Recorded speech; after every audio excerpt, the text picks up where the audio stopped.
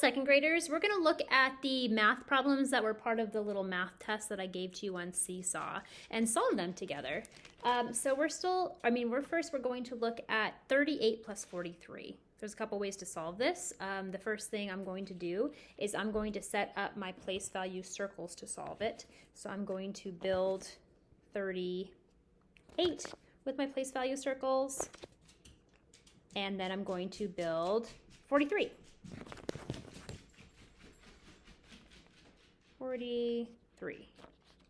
Okay, so I always want to start with my ones. So let's look at my ones. So if I have 8 ones plus 3 ones, so 8 plus 3, the answer is 11.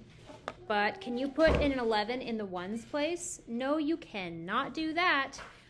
So if you take these, there is 10 ones here, so that is the same as one of these, a tens. And so tens can't go in the ones place, they can only go in the tens place. So all of these ones need to turn into this 10. So those kind of go away and this becomes a 10. And so when you write your 11, you can put the one of the one from the one in the ones place in the 11 here, but the one that's in the tens place comes over here to the tens place. So there's a 1 here and a 1 here to make 11. So that one goes away. So it's just 1, and you can see it. Here it is. There's that 1 that's left over. Now I need to add up all my tens. So I have 1, 2, 3, 4, 5, 6, 7, 8 tens. So I had the 4 tens that were here from 43. I have the 3 tens that were here from the 38, plus this 1 10 that we got from making 11 ones. And so I put them all together, 4 plus 3 plus 1 to make 81. So that is one way that you could solve this. You don't have to use the place value pieces necessarily. They're helpful though. Another thing you could do is think about it on a number line. So if I was at 38, actually, we need to start with the larger number. So let's start with 43. So because 43 plus 38 is the same as 38 plus 43. So here we are on the number line, and we want to go up 38 more. So you can think about 38 as a 30 plus an 8. That would be an easy way to think about it. 30 plus an 8. So if I go 30 more, that would be 43 plus 53, 63, 73. So I'm just counting by tens, right? I need 30 more. Oops, you can't see my whole screen. There it is. So I get up to 73. Plus I need this 8 more. So if I do another jump of 8, so this was a jump of 30, and this is another jump of 8. I can do that with my fingers even. So if I'm at 73, 74, 75, 76, 77, 78, 79, 80, 81. So this gets me to 81. And is that the same answer? Yes, it is. So that is another way that you could solve it. Let's do another one. I'm going to erase my board. Erase, erase, erase, erase, erase. Okay, so let's do a subtraction problem. One of the subtraction problems was 76 minus 57.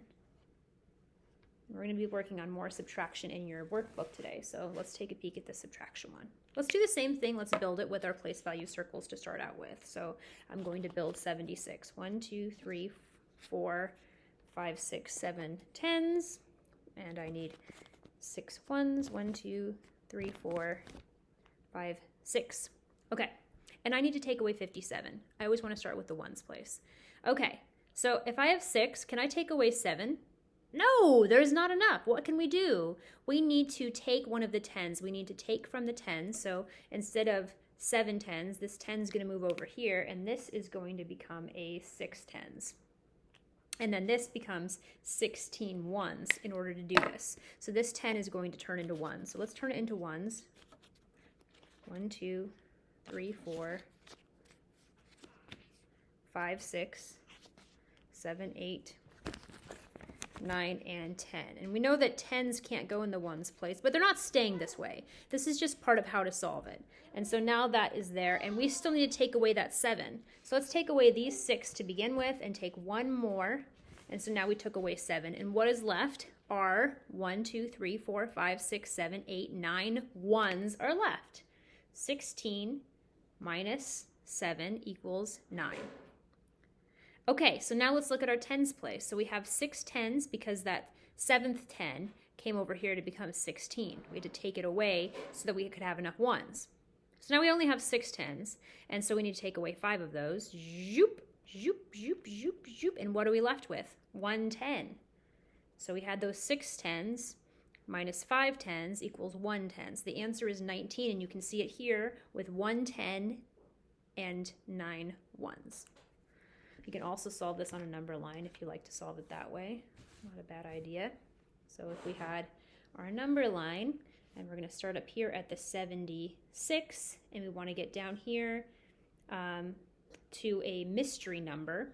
So this is our mystery number here, and we know that we're going to be taking away 57 minus 57, and what does that get us? Okay, so we can think of a 57 as, well, a 57 as a 50 and a 7. That's one way to think about it.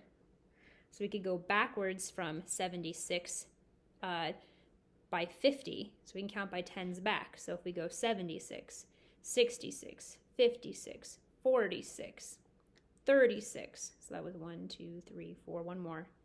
So we went back 10, 20, 30, 40, 50. So that was back 76, 66, 56, 46, 36, 26. So that was taking 50 back.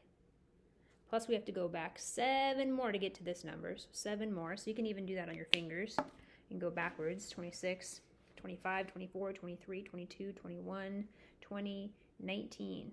Aha. So that got us to the mystery number 19, which is the same. So that's like a way to check it too. 19. Okay, so hopefully that was a little bit helpful. I'm going to erase my board. Shoop, shoop, shoop, shoop, shoop, shoop, shoop, shoop, shoop again. Since we're working on subtraction, I'm actually going to solve one more for you here. So let's do a number, let's see. We're working on 3-digit numbers. So let's do 148 minus 35. Let's try this one. Okay, so you could build it. 100 plus 40 plus 5.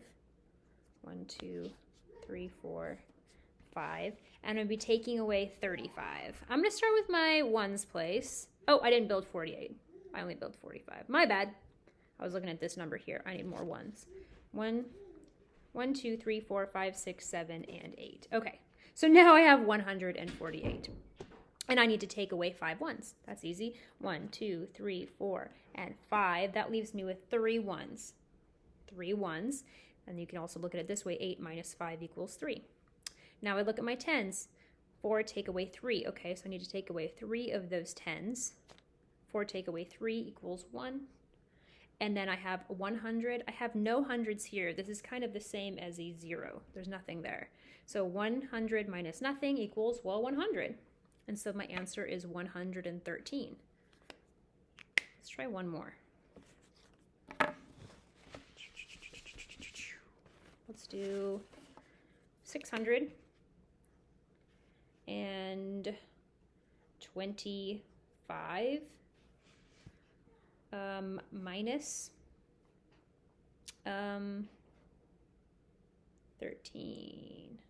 113. Okay, so again, I could build it, or I could just think about it. I could think about it on a number line too.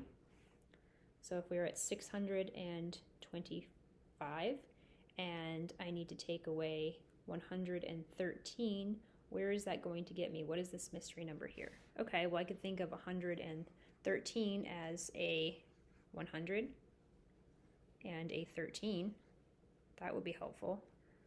So if I go back 625, if I go back 100, it takes me to 525.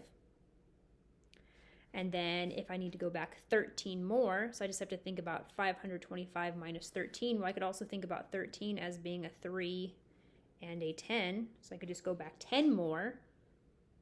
So this is 10. This is, I took back 100. Sorry, it's getting a little messy on my board here. Sometimes it's hard for you to see it all.